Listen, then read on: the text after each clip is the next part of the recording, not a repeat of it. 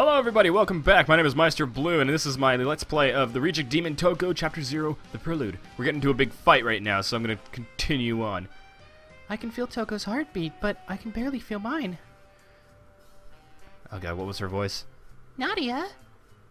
Never mind, let's just hope for the best. You care about that demon a lot, huh? About Toko? Wait, how did you know she...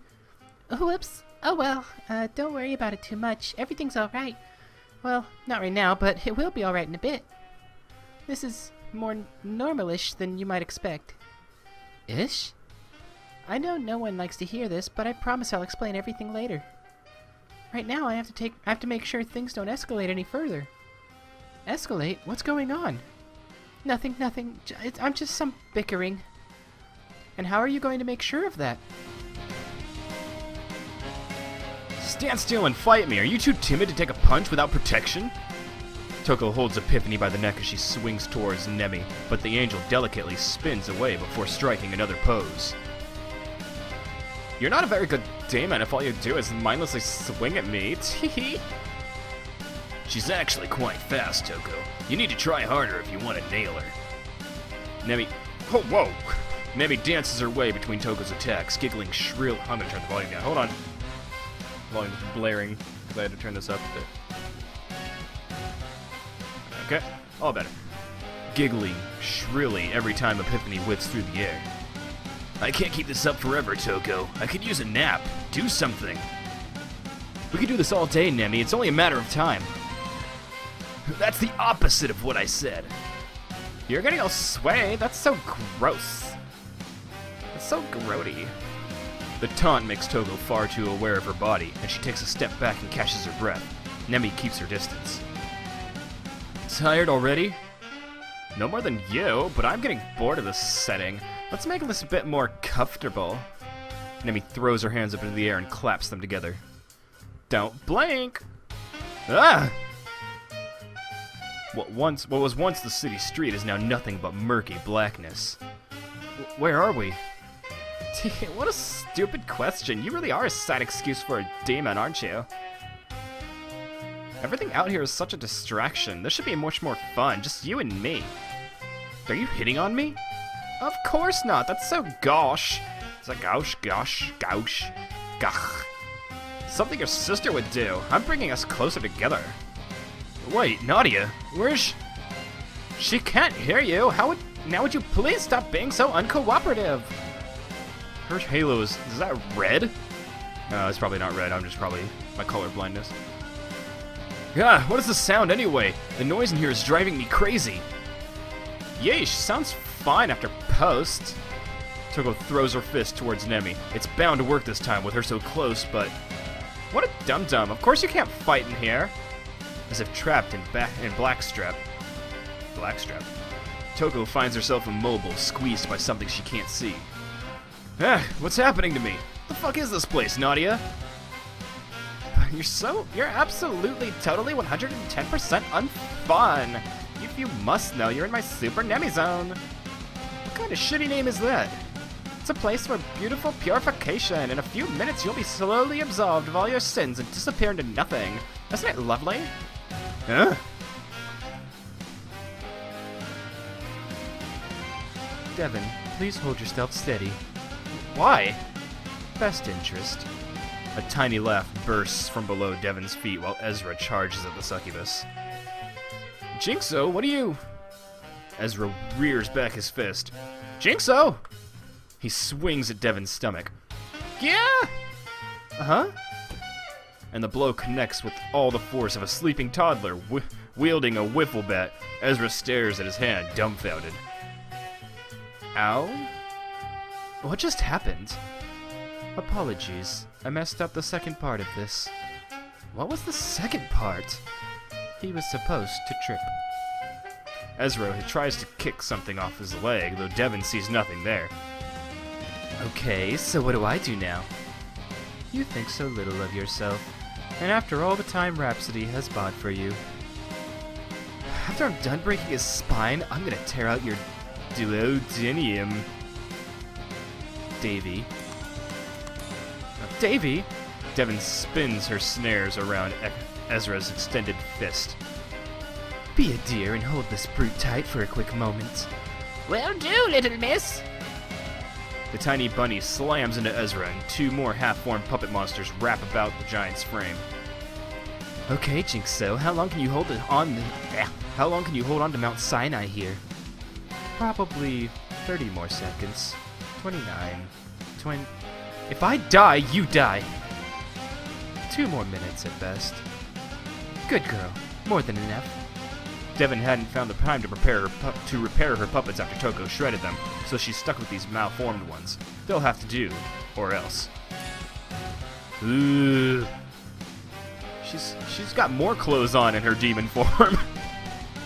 Her dress melts across her body, reforming itself into an adorable, frilled nightmare. Devon is getting tired of playing around.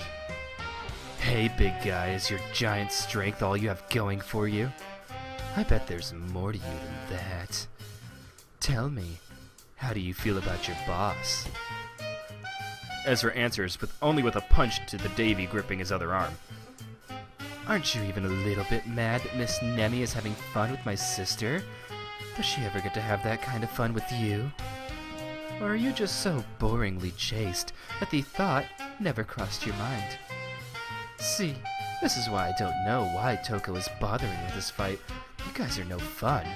Messing with Toko's head was way more entertaining. You should have seen her, all upset and frantic and ragey. Oh, she was so cute. But you are an eyesore. You are a giant hunk of flesh that exists as nothing more than an obstacle for me and a stepping stool for your boss. Even for an angel. That's pathetic. Don't you even have your own voice?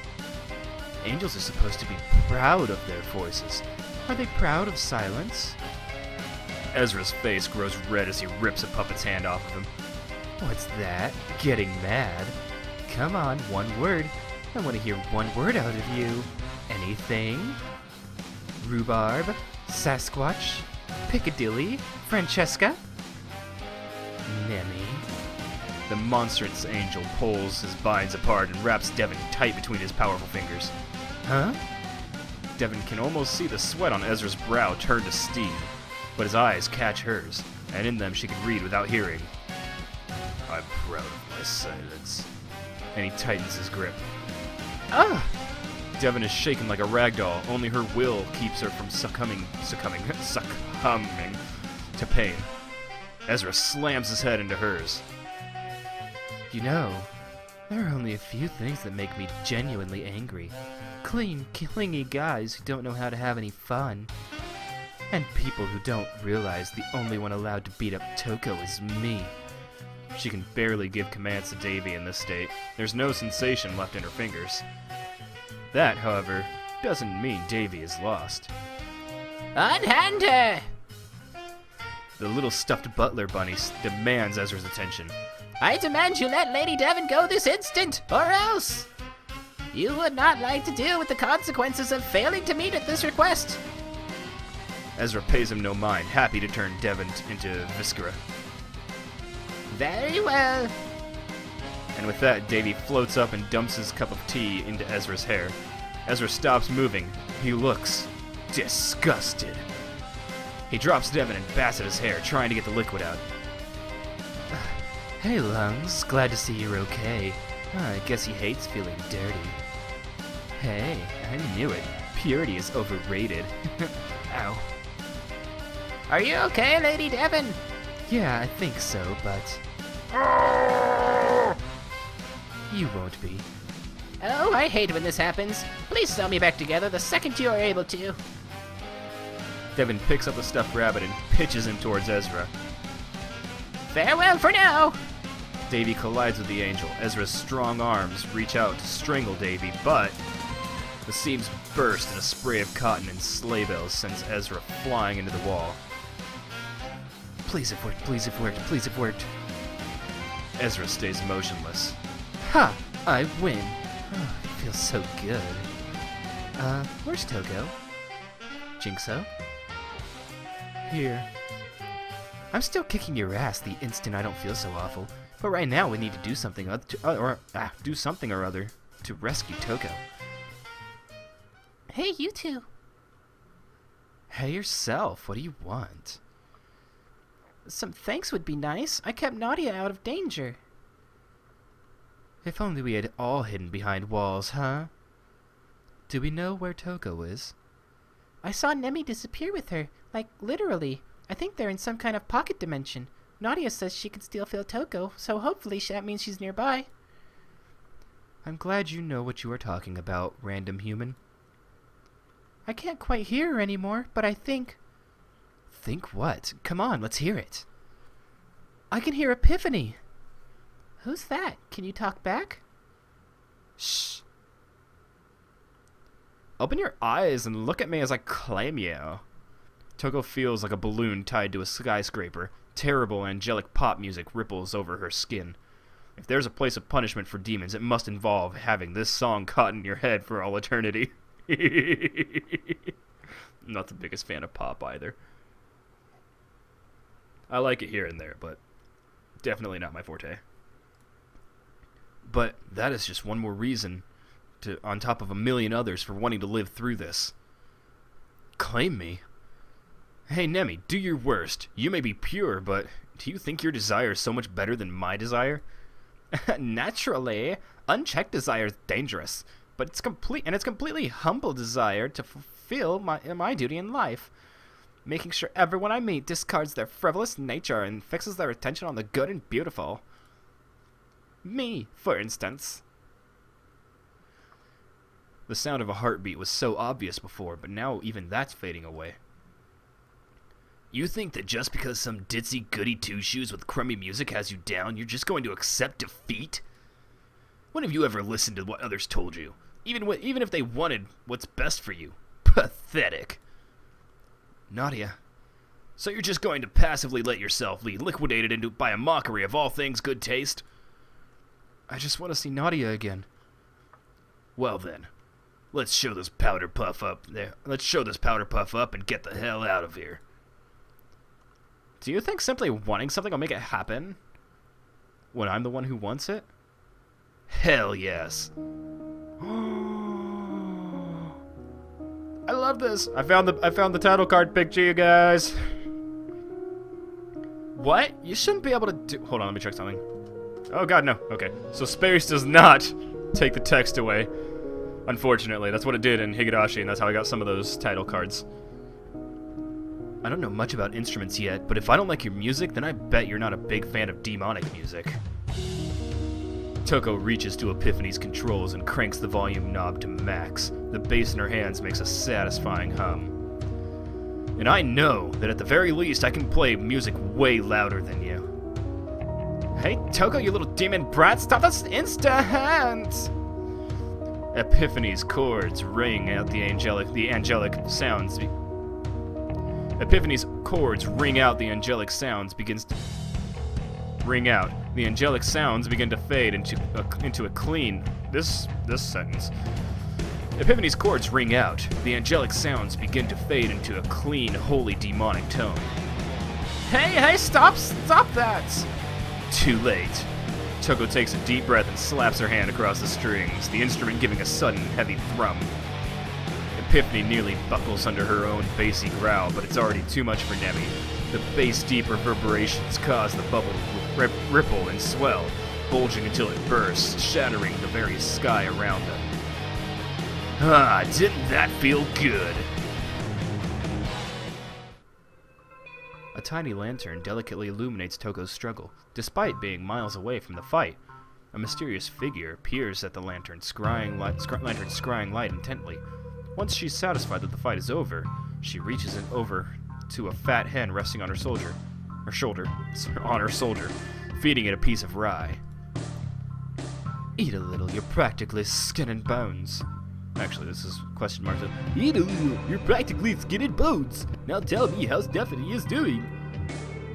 The hen pecks the bread and tilts its head back, fluttering its wings madly while it tries to swallow it. Once it chokes the bread down, it squeaks in a human voice. Huh? Oh, Uchitli. Uchitli? Something's going really wrong, but you probably know that... What does it know? How's the girl doing? Nadia? Well, she seems to be worried about the demons, but her soul's okay for the moment. For the moment. Fine. I'm going to put an end to this foolishness before it even gets wet. Too late. Oh, God help. I'll be there soon. I'm doing all question marks with Tristan voice. Oh, I didn't lose that badly, did I? Nemi turns her gaze upward, gripping her hands together to keep them from trembling. Everyone has noticed that something has interrupted the fight, though nobody except the angels appear to know what. Angels, so Stephanie is guaranteed to be an angel. Alright, Alright, enough's enough. Toko, drop it. Staying here is going to get us killed. I would rather not be here either. What? We can't just let them leave without learning their lesson. You've already won, Toko. Oh, that's Nadia. You've already won, Toko. What the hell are you trying to prove? Something descends from the sky. Its presence freezes Nehemia and Ezra to the ground with its... Oh, so her name is Nehemia. Nehemia and Ezra to the ground with its majesty. I want to remind everyone that we're supposed to be alive enough to take on the rest of hell. If you guys want to blow it before it even starts, fine, but leave me out of it. I can do drum solos, no problem. If you'd like to lay down on the altar and be a sacrifice, knock yourself out, sissy. I'll come with you, Devin. Toko, do not keep this up, please. Wait, Nadia, stay back. And we are come to this. Do we searching her hopeful wings around salvation far above here? The screams of a massacred choir, wrought into a broken human voice, peals through the air. Simultaneously, Toko's heart beats faster than it ever was before, and it stops stone dead. Toko? Hey, I feel it too, but we can still get out of here if you move your legs. Whoa! Look at that angel! That's an angel right there. She's got elf ears. The massive seraphim. I always called it seraphim. I've heard it also can pronounce seraphim, but I've called it seraphim. The massive seraphim elegantly reaches the ground, its blank face surveying the battlefield. Staying, our child. What would her voice be? Staying, our child's head. The angels bring selves upside down, so it is said. Yes, I screwed up pretty hard. I wasn't expecting that. She's stronger than she looks. All the glamorous light has been washed from Nehemia's body, lost in a fiery beacon looking down upon the scene. I don't know what glamorous light washed footprints from upon the sky. Of here those beautiful souls flee, scorched from Nehemia's body, lost in light dream gone. I don't know what lyrics are. Wait, please, you didn't really need to interfere. What was I supposed to do? I don't... Hurry up and run! Epiphany screams at Toko, but it's no use. Toko can no longer understand how to control her body. The angel finally turns her attention to the demon. Those lucky enough to be ignored witness what looks to be a practiced, almost mechanical curtsy. She's... my soul is... help me! To trust me with ourselves upon the ground, child of stone down, do not be chained such a round neck. To be a sacrifice, love knock yourself down seen. What the what? Toko finds herself upside down, the ground far above her head. And with that, I'm going to end this episode here. Thank you all for watching. My name has been Meisterbloo. I hope you guys will join me in the next episode of the Reject Demon Toko Chapter 0 Prelude. I'm wondering how long this is going, because this is just Chapter 0, the Prelude. I don't know how many chapters this thing's going to be, so this is so far really long. But I'm loving it. So yes, until next time, everybody, peace out.